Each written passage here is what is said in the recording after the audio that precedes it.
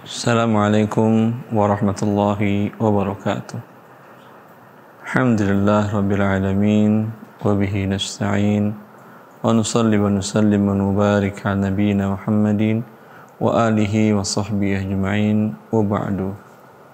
Para kaum muslimin, kaum muslimat, pemirsa Fatwa TV yang dimuliakan oleh Allah Azza wa Jalla, kembali kita melanjutkan pembahasan dari buku Harta Haram Muamalat Kontemporer. Setelah sebelumnya kita menjelaskan apa yang dimaksud dengan judul Harta Haram Muamalat Kontemporer, dan kemudian kita juga sudah menjelaskan apa dampak atau efek dari harta yang didapatkan dengan cara yang haram tadi, maka dan juga telah kita sebutkan beberapa solusinya, ya, diantaranya mempelajari syariat Allah. Maka yang akan kita jelaskan sekarang, apakah maksud dari mempelajari syariat Allah Azza wa Jalla tadi?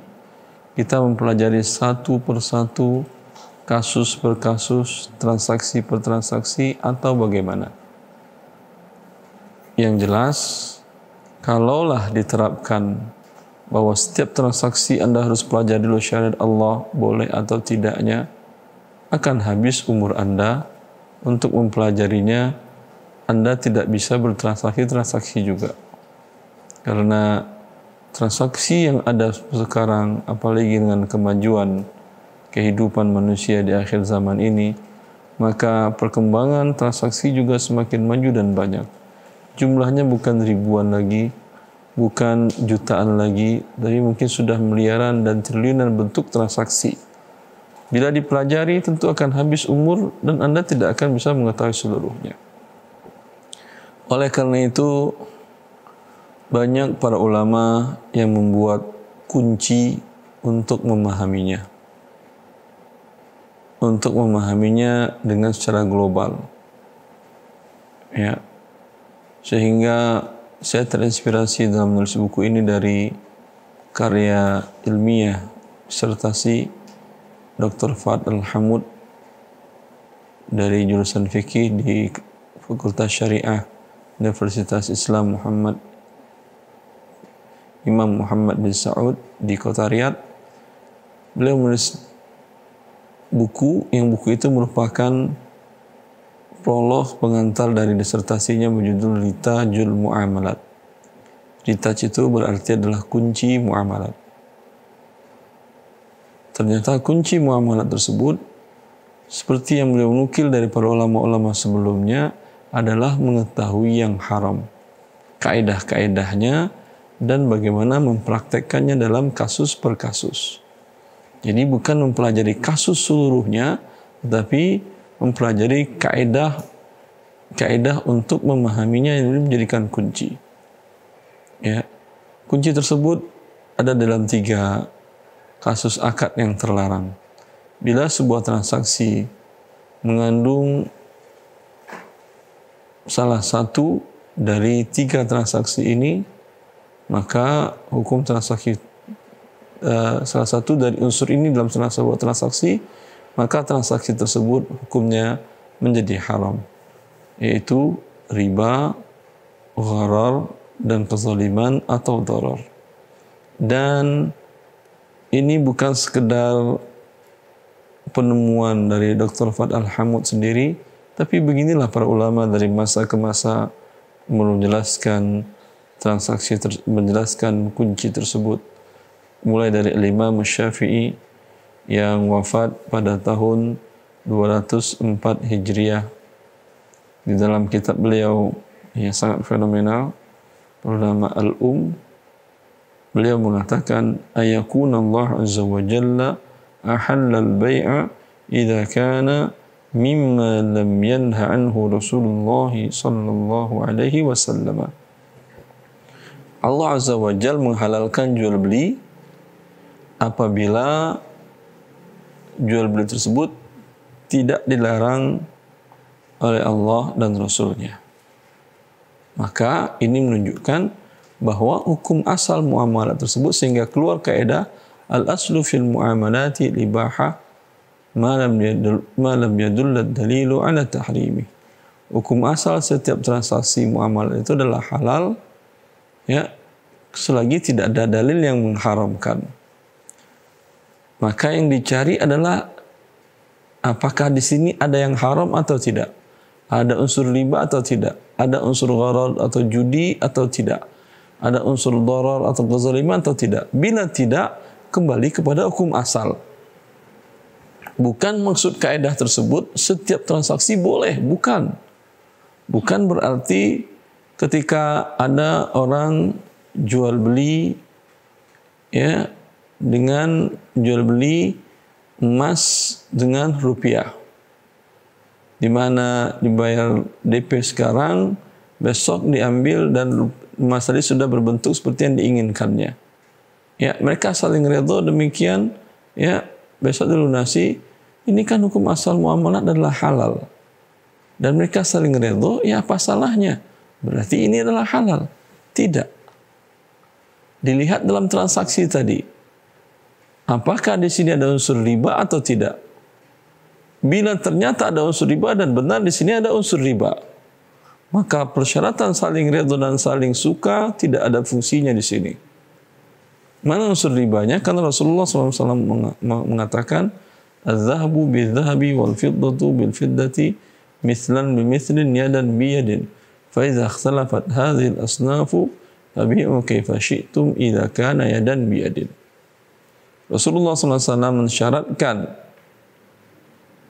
komoditi barang yang barang itu sebagai alat tukar seperti emas, perak, rupiah. Itu kalau ditukar dengan berbeda jenis rupiah ditukar dengan emas, Rasulullah mensyaratkan haruslah tunai, yadan biyadin. Yadan biyadin, tangan yang satu menyerahkan emas, tangan yang satu menerima uang, atau tangan yang satu menyerahkan uang, tangan yang satu menerima emas. Dalam akad yang tadi tidak terjadi itu, di mana dia hanya menyerahkan uang DP, tangan yang satunya tidak terima emas. Besok atau ntar sore baru terima emas. Berarti tidak tangan dengan tangan. Atau sebaliknya, tangan yang satu menerima rupiah, tangan yang satunya tidak menyerahkan emasnya. Nanti sore atau besok baru tangan yang satunya menyerahkan, berarti tidak tangan dengan tangan. Dan ini hukumnya adalah riba bai'. Dan ini hukumnya haram. Maka bukan berarti kaidah muamalat adalah boleh, berarti semua transaksi muamalat adalah halal, tidak. Cek dulu, pelajari dulu dengan baik.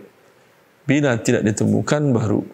Dan tidak semua orang bisa mengidentifikasi apakah di sini mengandung unsur gharar atau riba atau darar, kecuali orang para ahli ilmu.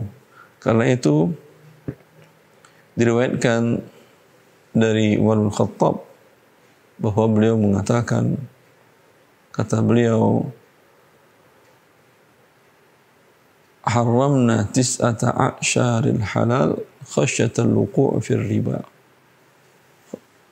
Kami mengharamkan 9 dari 10 transaksi, artinya 90% transaksi kami haramkan khawatir terjadi riba. Artinya Umar berharap bahwasanya Rasulullah SAW menjelaskan dengan detail dan rinci tentang kaidah riba tadi dan dalam kasus per kasus. Ya, maka inilah yang diberikan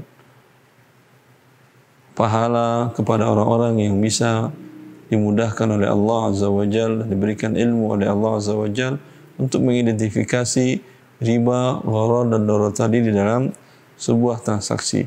Bila selamat baru kembali kepada hukum asal. Ya, sama juga dengan profesi-profesi yang lainnya. Ya, seorang dokter menentukan pasien ini sehat atau tidak. Ya, apakah dokter bisa langsung mengatakan ketika seorang pasien datang, kamu bisa jalan ke tempat saya, bisa senyum, bisa ketawa, dan bisa melihat, dan bisa menjawab pertanyaan saya, berarti kamu sehat. Padahal dia belum mengecek mana-mana yang tidak, mana-mana dalam metabolisme tersebut yang bermasalah, mungkin darahnya kah, atau pernapasannya kah, atau paru-parunya kah, atau ada hal-hal yang lain yang tidak berfungsi seperti semula. Bila dokter tadi sudah mengecek semuanya, baik dengan cek langsung ataupun dengan menggunakan lab, dan tidak ditemukan hal penyakit, tentu dia akan menyatakan hukum asalnya orang adalah sehat dan Anda tidak terjangkit penyakit, Anda sehat. Bila ternyata orang yang pasien tadi merasa, ini dokter nggak benar nih, saya berasa perasaan saya sakit, tapi dia bilang kok nggak sakit. Kemungkinan ini disalah periksa dari si dokter tadi, mungkin ilmunya, pengalamannya belum sampai, ilmunya belum sampai, atau mungkin memang belum masanya orang ini disembuhkan oleh melalui dokter tadi. Walhasil dalam hal ini akan terjadi perbedaan orang per orang dalam mengidentifikasi ini. Maka kembalilah kepada ada ilmu, ya, agar identifikasinya seperti orang dalam penyakit jasmaninya. Bila dokter umum mengatakan kamu nggak sakit, padahal dia merasa sakit, dia akan datang kepada spesialis. Spesialis baru tingkat S2 mengatakan demikian, dia akan cari konsul yang lebih tinggi, mungkin udah S3. Bila dia bilang juga belum sakit, mungkin dia akan cari yang lebih tinggi lagi, yang profesor. Bila dia bilang juga tidak sakit, padahal dia merasa sakit, dia akan selalu meminta kepada Yang Maha Kuasa, Allah Azza wa Jalla. Ya. Dan begitu juga di dalam mengidentifikasi dalam sebuah kasus ada hal-hal yang menyebabkan dia menjadi haram atau tidak.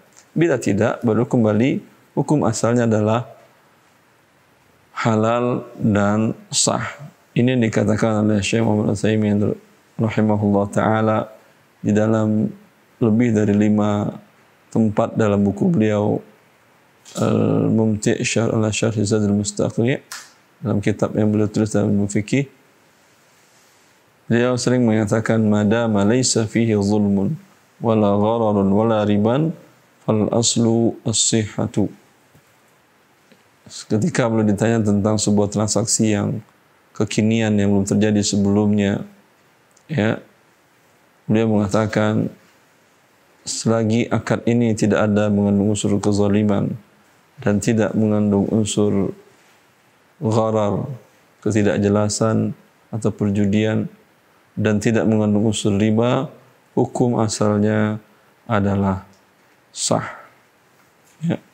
Dan Ibnu Amir al-Hajj, ulama dalam mazhab Hanafi, juga mengatakan yang sama, al-aslu fil bai'i al-hillu. Hukum asal dalam jual beli adalah halal. Dan Imam Ar-Rahaibani dalam mazhab Hambali juga mengatakan al-aslu fil uqudi al-jawaz. Hukum asal akad transaksi itu adalah boleh dan sah. Ya. Di antara dalilnya tadi sudah kita jelaskan juga ketika Hakim bin Hizam, ya, Hakim bin Hizam datang kepada Rasulullah SAW. Beliau adalah keponakan dari Khadijah radhiyallahu taala anha. Dia datang kepada Rasulullah SAW dan karena beliau seorang pedagang. Dia mengatakan, ya Rasulullah, inni ashtari buyu'an. Wahai Rasulullah, aku sering membeli banyak jumlah jual beli, sering bertransaksi. Fama yahillu li minha wa ma yahrumu alai. Apa yang halal yang aku boleh lakukan dan apa yang haram. Ya, begini seharusnya seorang muslimah bila berbisnis, bila bertransaksi, baik menjual maupun membeli. Sebelum melakukannya, bertanya kepada ahlinya. Sehingga dia mendapatkan yang halal dari hasil transaksi itu. Karena kalaulah dia nanti dia baru tahu haram, dia akan repot, akan susah hidupnya. Lalu apa dijawab oleh Rasulullah sallallahu alaihi wasallam? Ya ibna akhi, idza ishtaraita minha bai'an fala tabi'hu hatta taqbidahu. Ya. Kata Rasulullah sallallahu alaihi wasallam, Rasulullah ditanya apa yang halal dan apa yang haram. Rasulullah tidak mengatakan jual beli sapi halal, jual beli kambing halal, jual beli unta halal, jual beli kulit halal, jual beli korma halal. Ya, tidak. Tapi Rasulullah menjelaskan yang haram sehingga ini menjadi kaidah. Dan kebanyakan para pedagang ini yang mereka langgar. Apa yang dikata Rasulullah? Wahai anak saudaraku, ya, bila engkau membeli sesuatu, bila engkau membeli sesuatu untuk tujuan dijual, maka jangan engkau jual hatta taqbidahu, sampai barang tersebut Anda terima terlebih dahulu. Ini paling banyak pelanggaran para pedagang. Ya. Mulai dari pedagang konvensional yang offline atau apalagi pedagang yang modern dengan cara online. Dia membeli barang tersebut belum diterimanya, langsung dia minta kirim dari supplier ke konsumennya. Ya, padahal ini dilarang. 14 abad yang lalu sudah dilarang Rasulullah SAW. Yang jelas di waktu itu tidak ada jual beli online. Ya, kasus dalam offline ini banyak. Seorang pedagang, umpamanya pedagang sembako, beras, bakai dan lain-lainnya, buku dan lain-lain. Ya, ketika ada pembeli, umpamanya, Pak, ada beras Pandan Wangi, Pak, saya butuh 100 kilo. Pas kebetulan di tokonya stok sedang habis. Apa yang dilakukan oleh pedagang ini? Umumnya pedagang tadi hanya menghubungi supplier. Ada Pandan Wangi 100 kilo, Pak? 1 ton pun ada, kata si supplier. Ya udah, ini saya kirim uang. Saya beli 100 kilo, berapa harganya sekian? Namanya 1 juta. Ini saya kirim uang, tolong kirimkan ke alamat ini ya. Ini beras kan belum diterimanya. Lalu dia sudah jual kembali. Ini termasuk dalam larangan hadis Rasulullah SAW ini. Ya, harusnya apa yang dilakukan oleh pedagang ini? Dia pergi terima barang dulu, atau si supplier ngantarkan ke tempat dia dulu. Setelah itu baru boleh dia jual ke pembeli konsumennya tadi. Karena kalau tidak seperti gambaran di awal tadi, di mana dia tidak terima langsung kirim ke konsumennya, maka ini masuk dalam pernyataan Ibnu Abbas, zaka darahim bidarahim wa ta'amu murja. Yang terjadi adalah tukar uang dengan uang, sedangkan barang masih di tangan pertama, ini adalah riba. Di mana si pemilik toko tadi bayar uang ke supplier, terima uang berlebih dari pembeli, barang tidak diterima, maka ini adalah riba karena uang belum berubah jadi barang. Karena barang belum diterima.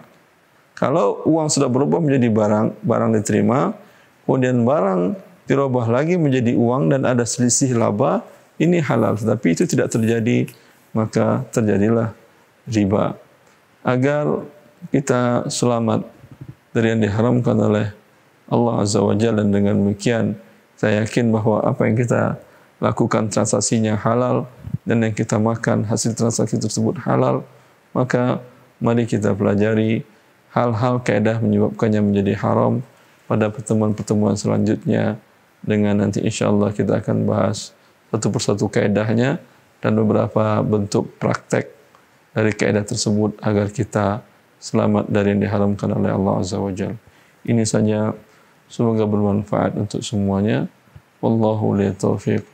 Wa sallallahu ala nabiyyina Muhammad wa alihi wa sahbihi wa sallam. Assalamualaikum warahmatullahi wabarakatuh.